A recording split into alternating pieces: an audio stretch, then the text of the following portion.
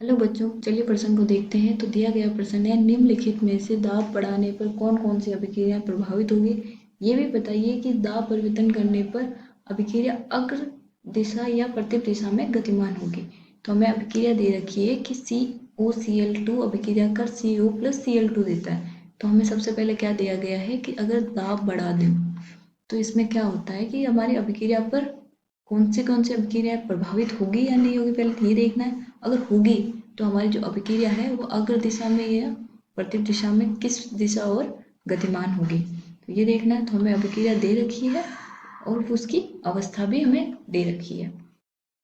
चलिए हम लिखते हैं हमारी मुख्य अवधारणा। मुख्य अवधारणा तो वो हो जाएगा अभिक्रिया पर दाब का प्रभाव। ठीक है, तो हमें पता होना चाहिए कि अगर हम किसी अभिक्रिया में दाब को बढ़ाते हैं या घटाते हैं तो उसके क्या प्रभाव डालता है। ठीक है, तो अब हमारे क्वेश्चन पे आते हैं।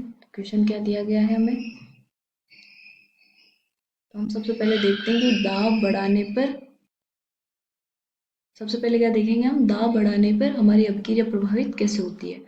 तो हम लिखेंगे दाब बढ़ाने पर अभिक्रिया उस ओर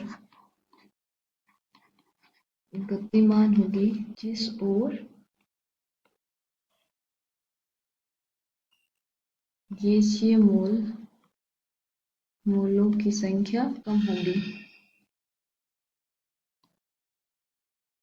ठीक है, तो अब देखते हैं हमारी जो अभिक्रिया दे रखी है वो क्या है हमारी।